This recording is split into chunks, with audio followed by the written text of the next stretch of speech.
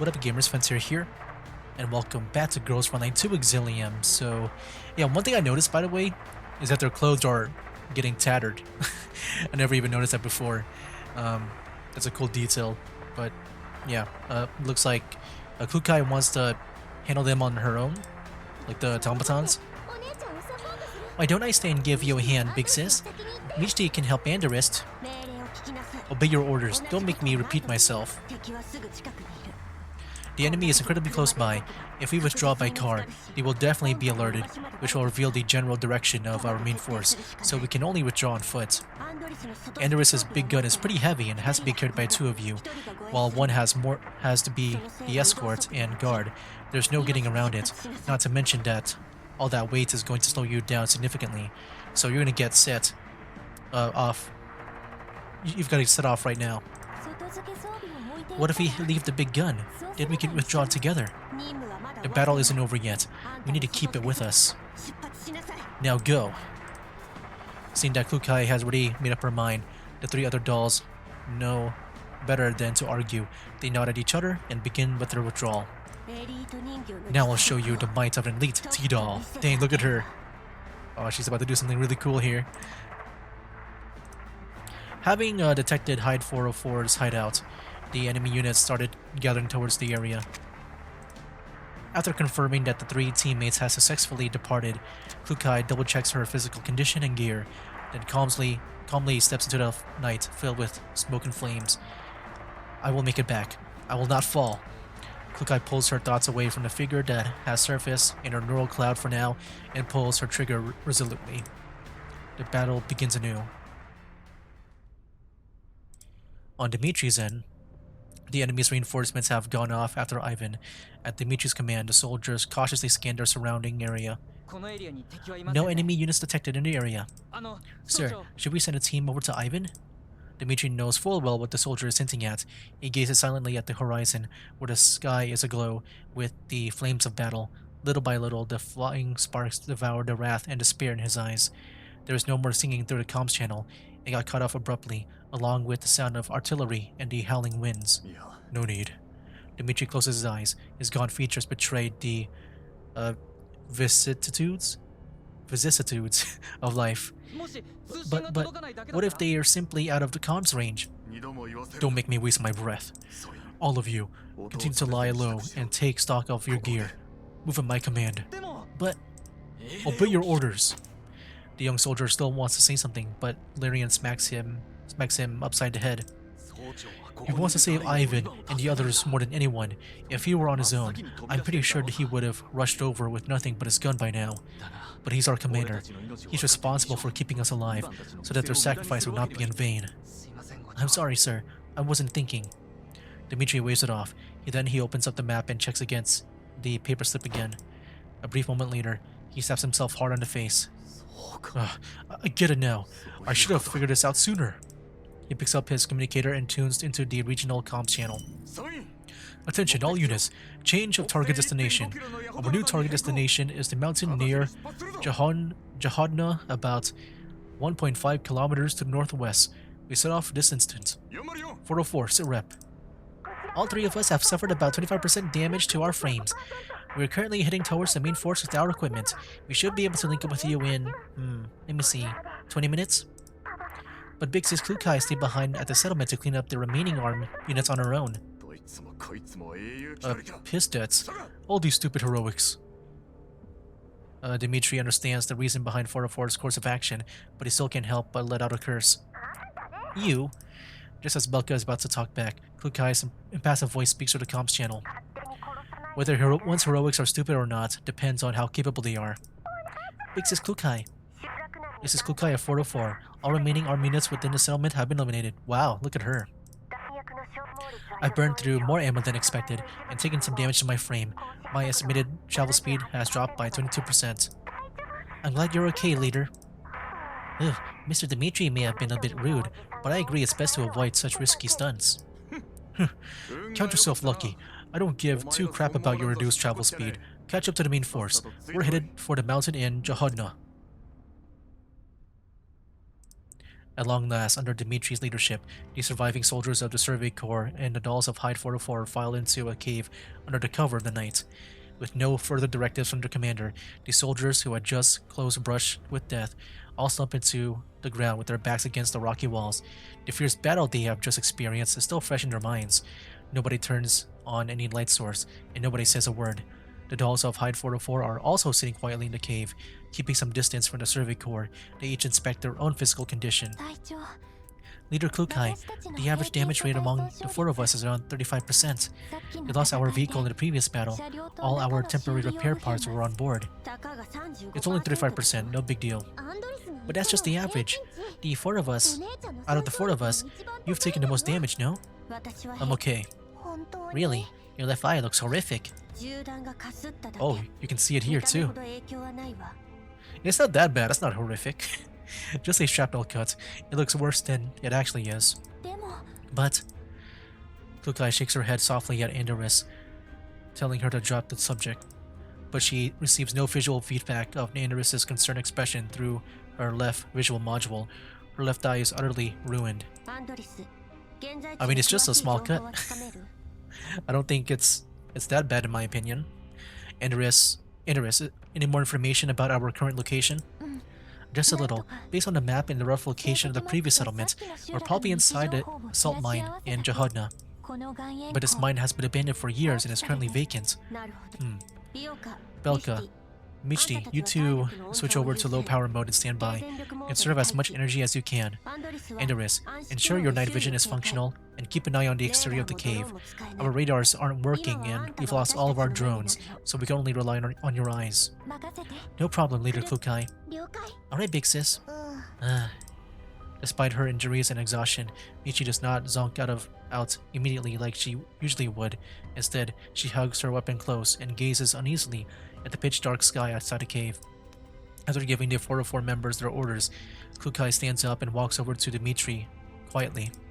He is sitting in a corner deeper into the cave, having a whispered conversation with Larian. Dima, I just did some counting. Our supplies are down to 20%. Less than half of us are left. Both Ivan and Lev are... I'll let them down. Not at all. You defied all odds in keeping us alive under those circumstances. That aside, have you figured out the message on the note? You changed your mind all of a sudden and brought us here. Dimitri leans back tirelessly against the cave wall, clutching his gun tightly in his hand. You still remember Nikolai? Larian racks his brain for a moment. Nikolai? You mean the son of that local military officer? I haven't had much dealings with him. We weren't in the same platoon after all. But you're friends, right? Kind of. He was on the list of MIA soldiers that I got from the brass. He was the leader of the team. The dog tag we found was his. Ooh. So he's one of the dogs that licked the UNC butt, huh? See? What good did that do? Didn't keep him alive, did it? Larian mutters some expletives through gritted teeth. Whether out of contempt for Nikolai or general malcontent, Dimitri cannot tell. Well, that's not the point. The point is, I managed to figure out this out all thanks to him and Ivan. With that, Dimitri pulls the pieces of paper that were found on the deceased out of his pocket. He smooths out the creases, then turns on a small flashlight and angles himself further away from the cave entrance and blocks the light with his own body. This is a simple coordinate diagram made based on an actual map. Here, here, and here. These numbers on the drawing are the coordinates of the actual locations. But that's not right. The numbers are too big to be in this area. Yep, because it's double encryption. I'm just gonna figure out the cipher key. Look at this. Origin. I initially thought it was a hint to find the points of origin to convert the coordinates. But that's not it. Dimitri pulls up the map on his communicator. Do you remember the Neo-Soviet Union's land area and the coordinates of Moscow? Try subtracting them from these numbers on the drawing. Larian does some mental calculations and references to longitude and latitude on the map. It's a match. Dang, Dima, you've got brains. Nah, I just had some experience with this kind of thing when serving with Nikolai in the past. That Brad was allergic to modern encryption methods and insisted on something fancier. We've even used... Never mind. It's not like anyone will ever use it again, so let's just leave it at that. Dimitri looks a little forlorn. But how did you realize these two numbers are the cipher? Origin actually refers to the Neo-Soviet Union, to Moscow, the starting point of our dreams. Nikolai once said that as long as the Neo-Soviet Union stood, he would not yield. So these two numbers became the ciphers of his double encryption method, and no one would ever guess their significance. Nikolai, who has always considered these two numbers constants, never once forgot or portrayed the Neo-Soviet Union.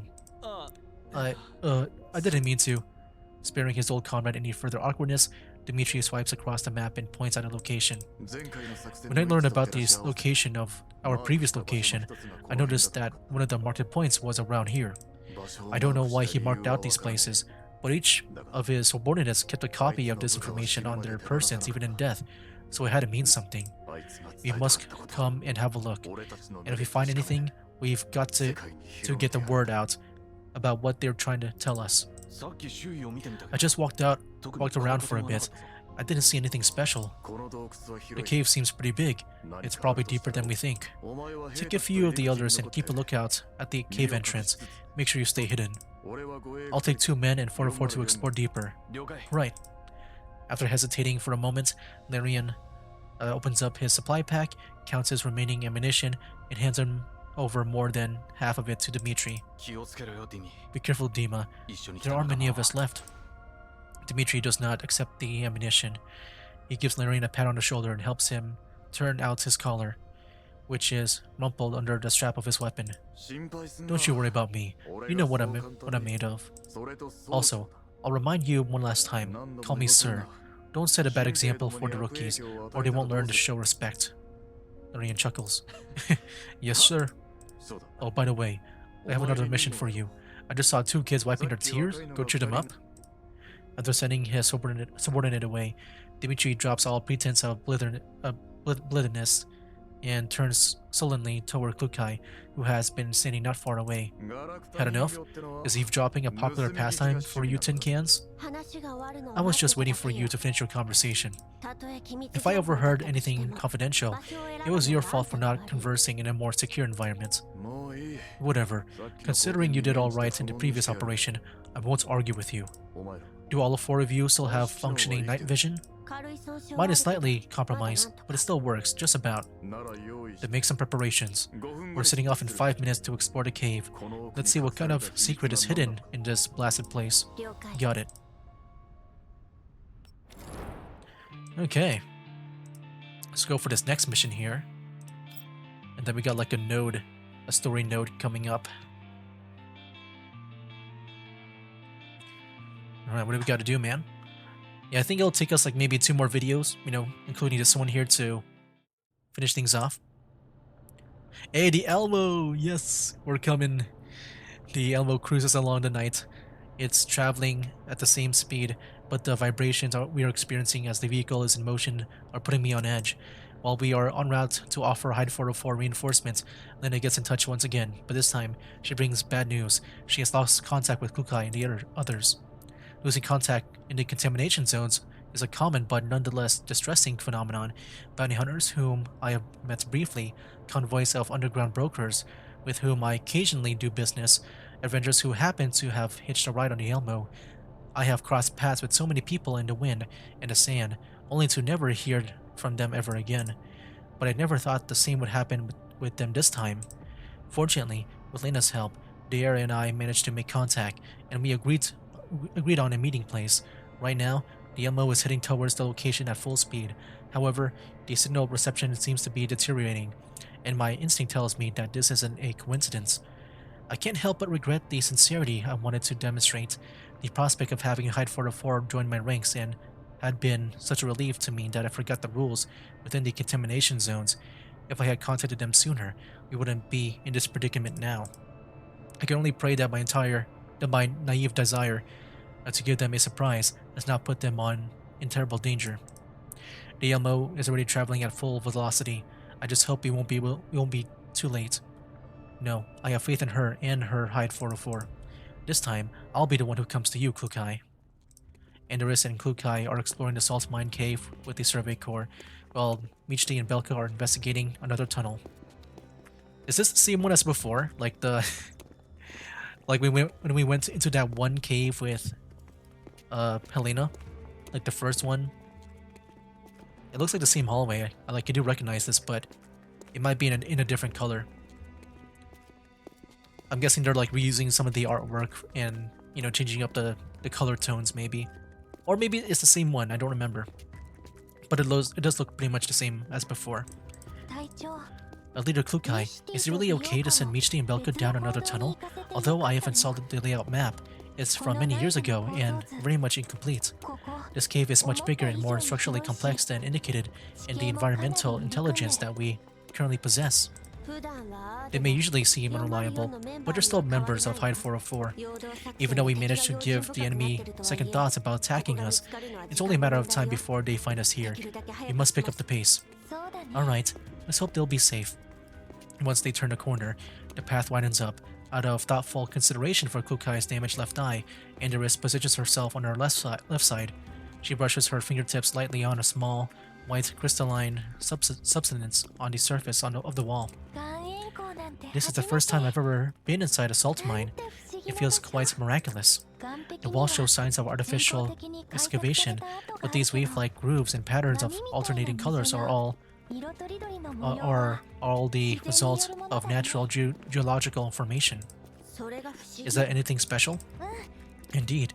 I've only seen the skyscrapers in the green zone and the uninhabited deserts in the yellow zones, but here, human development is entirely dependent on nature. I find that fascinating. Humans can be quite outstanding at times. It boggles the mind that someone once excavated part of this cave and turned it into a sanatorium. It's most likely probably just some gimmick for making money. Dimitri hums at Kukai's remark from the forefront of the expedition group. What do you know? Unlike you, carrying out missions and making money don't consume our every waking thought. Also, if it weren't for a sudden stroke of genius that humans had, you bunch of tin cans wouldn't even be here. Noticing Kukai's irritation, Andorus tactfully changes the subject. It's a pity that I was rolled out rather late. I would have loved to see the world before all the collapse radiation. Living 100 or 200 meters underground sounds terribly claustrophobic, and yet I made this place a local attraction. According to an old investigation report, the sanatorium here had been a hub that supported local tourism for a long period of time. Constructors had installed a large amount of pipelines within the cave to transport natural gas. Because of that, this place was warm in all seasons, which attracted a lot of tourists to spend their vacations here. In the tourist photographs, this place was a town with fertile soil, plenty of greenery, highways, and bustling traffic. Seemed like a popular destination. Andorus, focus on the mission. Don't get distracted by useless information. Sure. Still, I just can't help but wonder at the fact that there used to be such a lively places in the world. You're a Neo-Soviet, aren't you, Dimitri? Do you know anything about this place? No. Oh? I wasn't even born back then, and schools don't teach such pointless stuff. Huh? Is that so? I don't think this is pointless, though. No matter what this place used to be like. Dimitri gives the thick pipe bounce on the wall smack. The town is gone, the sanatorium is gone. All that's left are these broken pipes and a pile of scrap metal. Right. Enough of this nonsense. Get on with the search. The marked coordinates should be around here. Seeing that Dimitri has no desire to continue the discussion, Andorus keeps quiet. The party walks deeper into the cave in silence, with only their footsteps echoing through the space. Huh? The radiation levels here. Mr. Dimitri, you and your subordinates had better make sure that your protective suits are properly sealed. What's wrong? The collapse radiation detector indicates that there is a sudden spike in the particle concentration in this area. The readings can fluctuate due to the lack of airflow within the cave, but the jump in this area is not normal. The cause could be non-natural? I'm afraid so. Dimitri, this could have something to do with the marked location. Yeah, let's check it out. There's only one path. Whatever it is, should be directly ahead. You two stay here and stand by. If we're about to go beyond the effective comms range, I'll tell you to move further in. Roger, sir. Dimitri glances at the number shown on the detector screen and pats the two soldiers on the shoulder. Watch yourselves. The party proceeds further into the cave. Fortunately, this tunnel does not lead very deep, and they see the end in less than 10 minutes. What's this? Collapse crystals? Dimitri peers at the cluster of green crystals in the corner about a dozen meters away. We are pretty close to the red zone, but the crystals cluster is still too big, no? You're right. An individual collapse crystal grown naturally in the yellow zone is usually no larger than 7 cubic centimeters. But this crystal is at least 15 cubic centimeters. Enders checks the radiation levels and wind speed again. It appears to have been here for quite a while. It was the spread of internal collapse particles that caused the abnormal radiation levels within the mine. Due to the lack of airflow in the mine, these particles have accumulated inside, resulting in the abnormal concentration curve. Enders, let's take a closer look. Klukai shoots a glance at Dimitri, who also wants to inspect the crystal from up close. Your protective suit is of an old model and not completely fail-safe. You better stay where you are if you don't want to die. Then make sure you take a good look at it. Right. Klukai and Enders walked on. Meanwhile, Enders' voice comes to their level 2 connection. Mr. Dimitri seems to trust us little now. That's just because he has no other choice. Enders, study this crystal cluster carefully. Collapsed crystals are relatively stable and don't tend to explode, but still, best be careful. Sure. After handing out Enders' task, Klukai redirects her attention to the comms channel. Michti, Belka, found anything on your end? Nothing so far. We'll keep going. This tunnel is pretty deep. Ouch, Michti, you bump into me. My night vision is a bit impaired, so bear with it. You walk right into me even though this tunnel is so wide and spacious. That's no accident. Hey, traffic accidents happen even on wide roads, let alone driving in the dark while being exhausted. Right. Keep up the search. Contact me if you come across anything out of the ordinary. Klukai has had enough of their bickering and temporarily disconnects from the comms channel. She converses with Enders through their level 2 connection instead. Enders, anything? Based on the concentration of radiation particles inside this piece of collapse crystal, it has existed for about half a year. Half a year? You mean such a large crystal formed within the span of just half a year? That's impossible. Indeed. That's why I took a closer look at the surface where the crystal grew. Look at this, leader. Looking at where Enders is pointing, Klukai taps the side of the crystal lightly, and a very thin crack appears between the crystal and the layer of rock in the cave. This collapsed crystal didn't form naturally? No, I'm afraid not. Generally speaking, naturally grown crystals have stronger surface adhesion, especially those that grow on rock strata, whose shape is affected by the shape of the rock strata itself. While this cluster here, rather than growing naturally, it's more like it was planted here? I believe so. It's quite dark in here, so it may not be very easy to tell, but the rock strata isn't just rock around a crystal. There's some cement mixed in. It's a crude method, but it is more or less effective in strengthening the adhesion. Enders frowns.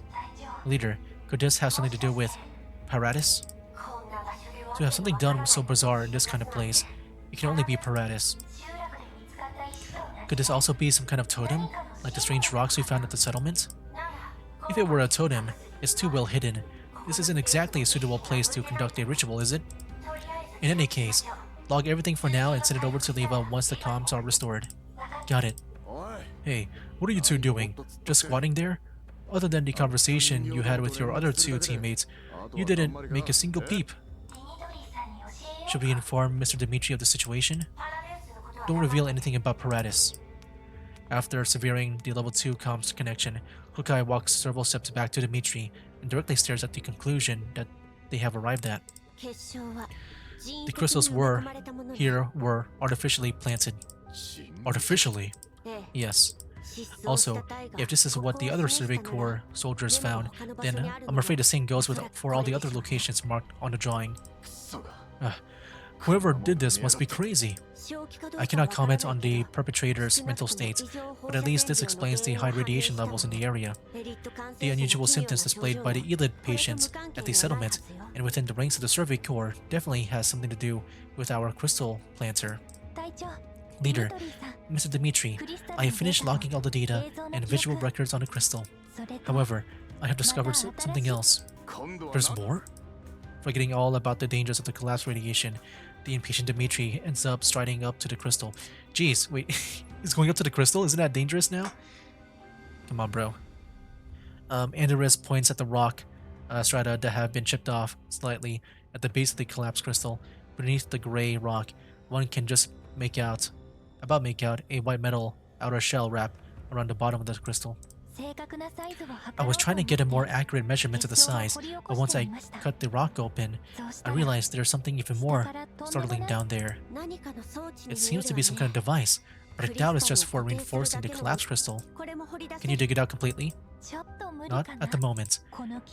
Its base is very firmly embedded.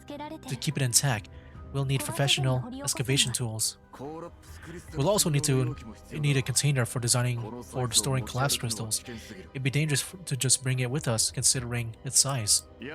Forget it. Save all the visual records and coordinates for now. We'll come back for it later with reinforcements. Now let's get back. This is a very important discovery. We must restore external comms ASAP and report our findings. Right. Andres, contact Michty and Belka. If they still haven't found anything, tell them to head back. Right on cue, her communicator starts beeping. The moment the line connects, whoa, a deafening howl can be heard through the channel. Is my luck really that rotten or what? Why else would I run right into the sky? What's happening? Bad news, Big Sis Kukai. The Boojum that we encountered before is hiding in this tunnel. I think it's badly hurt, but that only makes it even more enraged. What? We're gonna die. We're gonna die. We're gonna die. We're seriously gonna die this time. Kukai, if I don't make it back, don't you dare delete the anime I recorded back at the base. I'm gonna watch it once I get a new frame. Cut the crap. We're coming over right now. Hang on until we get there. Easy for you to say. It's in a pretty bad state, but we're no match for it even if it's 2 against 1. If you can't beat it, run. Isn't that your forte? Save your strength before we get to you. Focus on pinning it down and don't let it approach the cave entrance. We'll only consider a direct confrontation when all of us are there. That's an order. Make sure you comply. Alright, I'll definitely survive long enough for Big Sis Kukai to come to my rescue. Michty, pull yourself together now. Kukai terminates the call and looks at Dimitri. The Boojum from before is in the tunnel that Michty and Belka are exploring. Andres and I have to go help them out, or they won't last long. That's freaking hilarious. Having a meeting together, eh? Dimitri barks out a laugh and raises his communicator. This is First Sergeant Dimitri. Do you copy? The Boojum we encountered earlier has shown itself again. Remind the boys at the cave entrance to stay safe. All units, prepare for battle. The 2 of you that are ordered to stand by will return to your position in roughly 7 minutes. Once we regroup, we'll head straight for the Boojum's location and engage it. After giving his orders, Dimitri checks how many rounds he has left in his weapons. You're coming too? Of course. Or should I wait for the Boojum to kill the others one by one, then leave the cave and continue to wreak havoc on the local settlements? I have a feeling that Dimitri here might die. I don't know. I feel like, you know, in a way it's coming around full circle. With like, you know, Nikolai and stuff, that where maybe he wants to avenge Nikolai because he's got the dog tags and stuff. And now that the Boojum is here, maybe he might, you know, avenge him but die in the process. Don't just stand there. Get a move on. I don't want to be dragging 2 pots of scrap metal on the way back. Yeah, I feel like Dimitri might actually go out. Oh, there it is. There's the Boojum.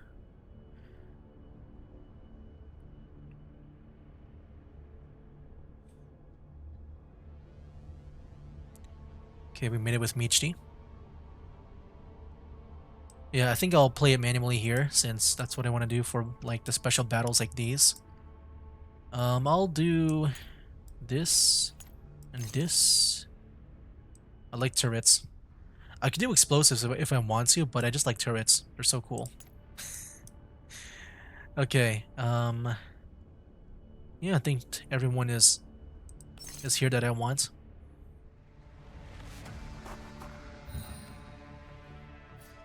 Okay, let's do our best.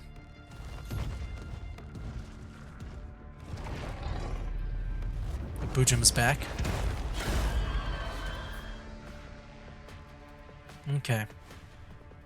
Let me go and start things off here with Suomi. There we go. Oh yeah, I forgot the level should be pretty easy to do. Can take it down pretty fast. Well, let me check the achievements too. Do I need to destroy like a lot before we end things off? No, we just need a win. Okay, that's good. We'll go with I guess you next. We'll do like just multiple. Well, actually, let me use Dish of Naya first. Let me go and do that.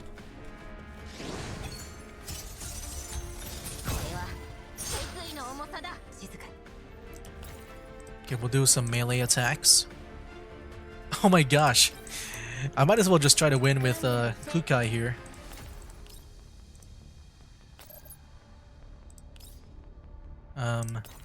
I want to like use her ultimate or whatever. If I can. Like damage it. Because I think that'll be kind of cool. Dang, I don't have like a good positioning for that. Oh, there we go. Yeah, we can do it like that. Or should we go here instead? No, we can't do anything there, but we can do this. Okay, there we go. We'll do that. Let's go Kukai. So cool. Oh man. The Boojum gurgles one last time, and then it gives up the ghost. Its ravaged body slams into the rocky walls and slowly slides to the ground. As the corpse shifts, its outer shell peels off, and faintly glittering pieces of metal fall from it. They cling crisply as they hit the floor. Ugh. Leader Kukai, those are... Kukai gestures to Enderis, indicating that she should stop speaking. Dimitri walks forward and picks up each of the metal pieces. Yeah, it's probably all the dog tags, right? He says nothing. Instead, he pulls out his combat knife and plunges it into the Boojum's soft, exposed innards. With each sawing stroke, he opens a bigger and bigger hole in the Boojum's body, causing nauseating slime and collapsed crystals to ooze out. Wow, that's creepy.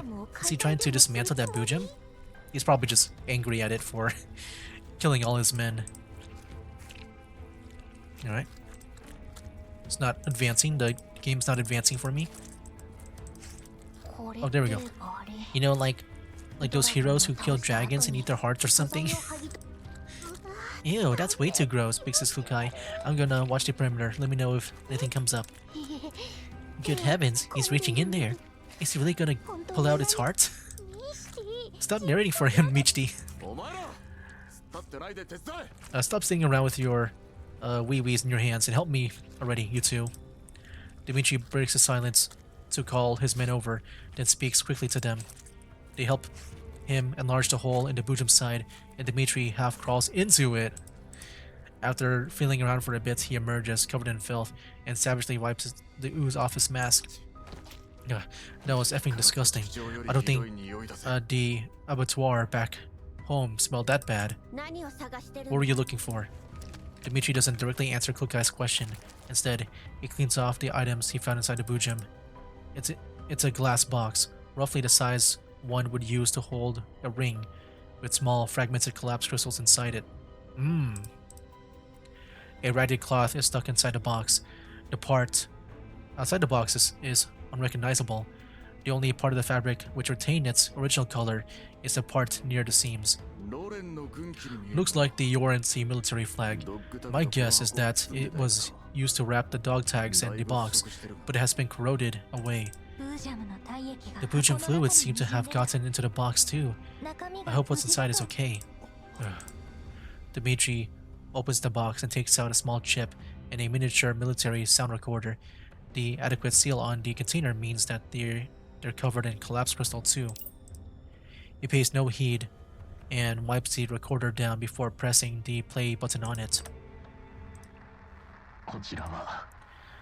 Oh, Nikolai. This is Warrant Officer Nikolai, overall commander of 1364th Platoon of 7th Environmental Survey Corps of the Neo-Soviet Union District Environmental Purification Project under the URNC Contamination Zone Management and Recovery Administration. We received orders from above to perform an environmental survey of this region. So it was him. The sound from the recorder is heavily garbled. A complex mix of emotions fills Dimitri's heart as he listens to the voice of his old friend in the recording. I don't have much time. We fell victim to a planned ambush. Our comms gear and protective equipment were destroyed. The enemy, PMC called Mangi Security and NATO's. Oh man. And NATO's? What NATO's from Paratus? Well, I don't know. Should we tell him now about Paratus? Wasn't Paratus wiped out long ago? I guess now we'll talk about it since it's on the subject. It looks like they're still around, and they managed to get new helpers too. Looks like that job Mangi Security had escorting medical shipments was just a cover for them to restock their arms and ammunition. It seems they were already planning to attack us since then. So those dudes were lying in wait all this time. The recorder keeps playing. Nikolai doesn't sound like he's in good shape. His breathing is coming in rapid gasps. Mangi Security is far more complex than they appear on the surface. They're helping Paratus, planting collapsed crystals and carrying out experiments. We did everything we could to obtain information stored on that chip. We made a simple list, the crystal positions in Mangi Security's defensive layout, and try to get our troops who can still fight to take it out. Most of us are infected by Elid. Our guys are suffering from sickness. We're also almost out of ammo. We probably won't make it out of here. Dimitri's body tenses up from anger. He is silent, but anyone near him would be able to hear his teeth grinding. Leader, Dimitri doesn't seem well. Be quiet, keep listening. The recording keeps playing, but the sound quality keeps getting worse. It seems Nikolai's body is reaching its limits too, because he's coughing non-stop. This is a warning. The purification work is under threat. The final aim of Mangi Security and the NATO's unclear, so we need to preserve this chip. For that reason, we will fight to our last breath, even if we have to do it with our bare hands. Only fighting back against the entire world without ever stopping can we take back everything we've lost. I once saw a report. When a collapsed epiphyllums bloom, nearby carbon-based lifeforms have a high chance of turning into Boojums. I hope it's correct. Oh, so that's how they can become Boojums? It might sound ridiculous, but this is the only way.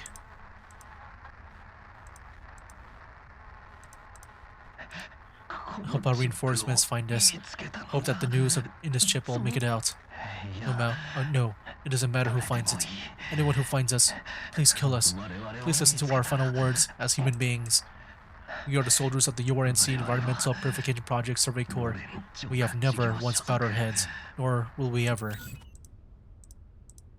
The recording ends. For a while, the darkened mine is silent. The men from the Survey Corps are well beyond anger at this point. Their eyes are wide and bloodshot. The dolls from 404 look at the corpse of the Boojum they just killed and recall the words spoken by the deceased. Nobody can confirm the true origins of the Boojum. Perhaps it was just a monster that cruelly devoured the remains of the previous unit, but there is no doubt that in life, it was the toughest thing in this region, a veritable walking fortress. Andorus, can you read the chip's contents? It's a standard military issue, but its exterior is damaged, and I'm not sure if I can decrypt what's inside it. Mr. Dimitri, could I take a look at the chip? Dimitri glanced at Andorus, then takes the chip out of the box and hands it over to her without a word. Wow. Yeah, Dimitri's just like, all shocked and stuff from all this. I can decrypt a part of it, but we'll need a professional for the rest. Also, this chip is write protected, so we can't back up its contents or transmit them. Just show me the parts you can decrypt.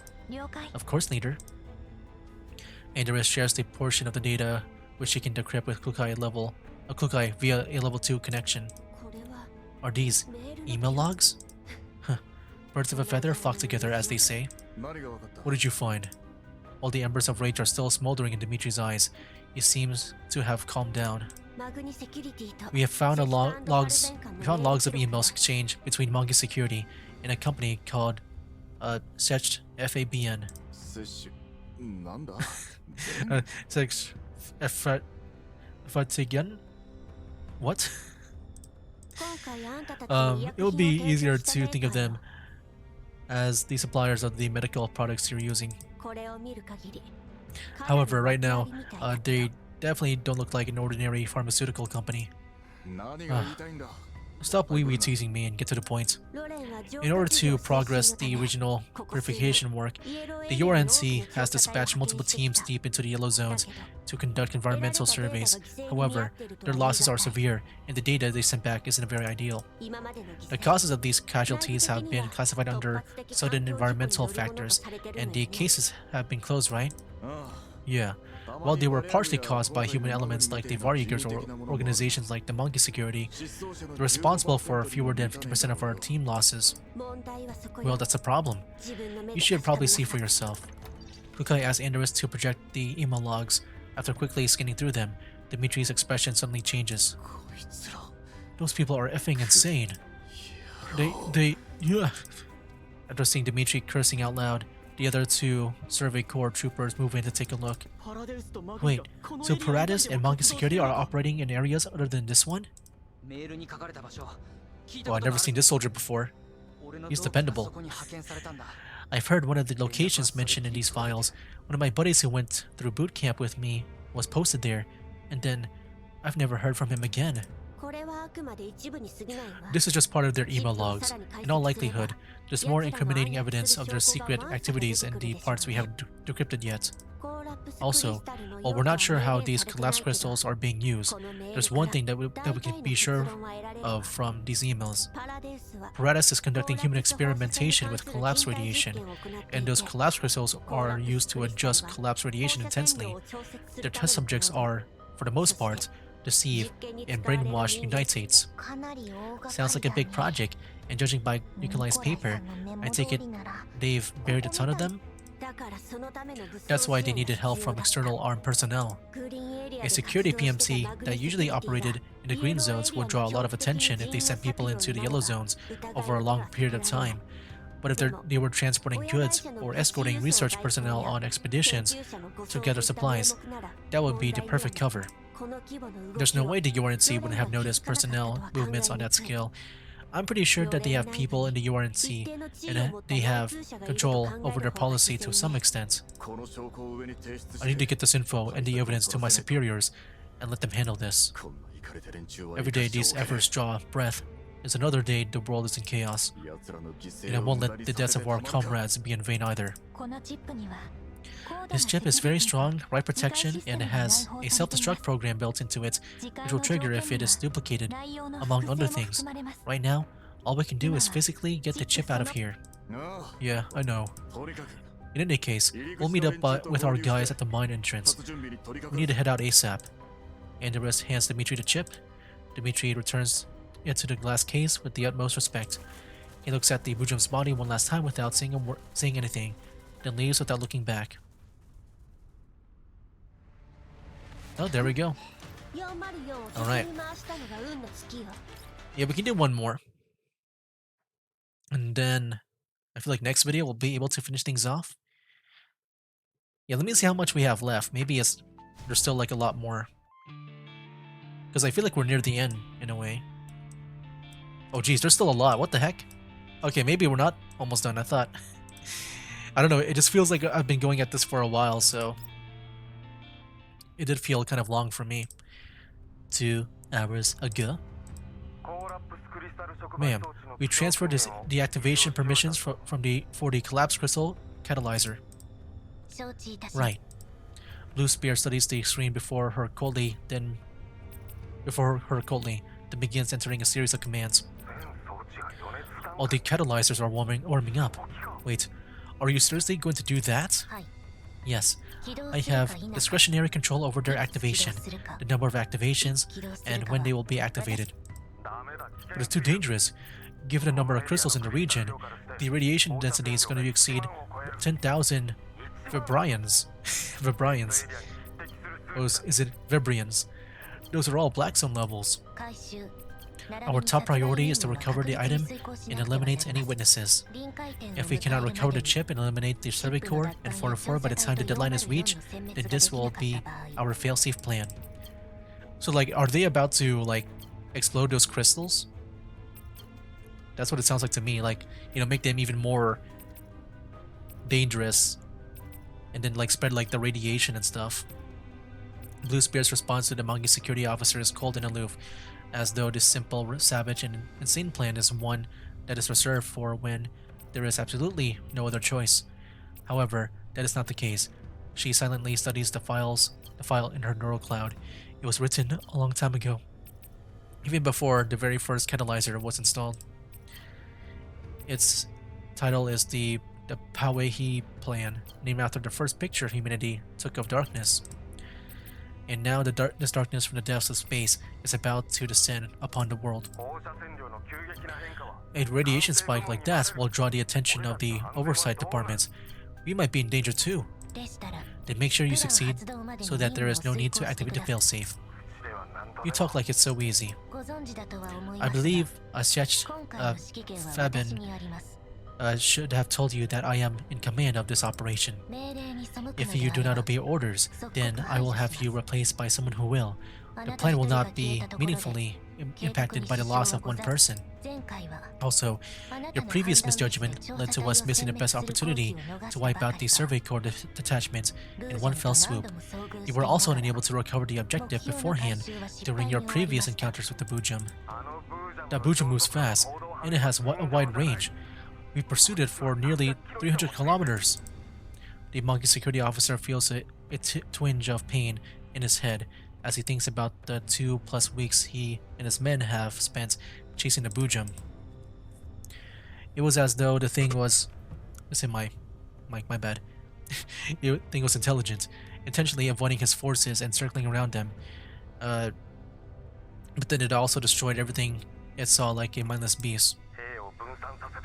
We also split off our forces to dismantle the base stations and eliminate any Varjagers and bounty hunters we found, and then we also encountered the survey corps reinforcements after that. They had a good commander with them. He could have taken us out. It doesn't matter. Such Fabian will not tolerate mistakes, or the people who make them. Who are you? Pardon me. After realizing how dangerous his position is, the monkey security officer gives up on trying to defend himself. Have you found the targets yet? The survey corps and 404 are hiding in the disused Jahodna salt mine. According to the reports from the team sent to pursue the Boojum, the wounded creature is probably hiding in there too. If we can lock down the area down, we can trap them in there and take them all out at once. How long would that take? 3 days at least. Well, I feel like we're pretty much done with the Boojum there, so now we can leave with the intel that we got from it. I'm not sure like how many days it took for them to explore. The interior of the Jahoda mine is quite large, and we haven't surveyed it again after planting the collapse crystals there, so we don't know the interior layout well. Also, they could be anywhere inside there. We'll need time to find and kill them. That's too slow. Once the URNC survey corps reinforcements arrive, you will cease operations and leave ASAP. When that happens, the space will become a dead zone that even they won't be able to enter. By eliminating them, we will have more time to recover the mission objective. Are you really going to use that plan? I might not have to. Tell me, if they gathered up and I could find their location, how long would it take you to deal with them? Given the difference in our numbers and equipment, it would only take half a day. The survey corps was fairly unrestrained to begin with, and that Boojum is already heavily wounded. If we can find it, we can kill it quickly. The problem is those 4 dolls. We'd have eliminated the survey corps already during that battle if it wasn't for them. I will take care of those dolls. Focus on dealing with the survey corps and the Boojum. That works for me. How are you going to deal with those dolls? I have my ways. Secure the salt mine and its surroundings before I arrive. Every exit must be watched. Unless they attempt to escape, you are not to engage them without orders from me. Understood. Also, Have we found the survey corps members who split off from the main body? Pretty much. Pretty much. Oh, I believe I already told you to get rid of them before I arrive. Blue Spear isn't angry, but the coldness in her voice is more terrifying than mere anger. We found them all. It's just that there's more than one squad that we haven't eliminated yet. I've sent my guys over. Good, pick up the pace. Blue Spear hangs up, and then she picks up a call from Cocoon, which we'll see next time. So, yeah guys, I guess there'll definitely be more up ahead. I thought we were almost done. But no, I forgot, this was the first week for this.